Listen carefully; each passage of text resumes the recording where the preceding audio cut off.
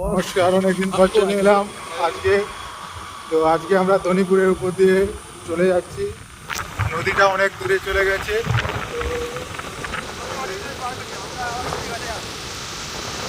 নদীটা অনেক দূরে দেখা যাচ্ছে। আপনাদের চলে যাচ্ছি সামনে ইটভাটা। ওই দূরে নদী দেখা যাচ্ছে। তো আমরা ধনীপুর দিয়ে এখন আমরা যাব লকেট। লকেট যাবো, তাই জন্য আমরা রাস্তায় চলে যাচ্ছি।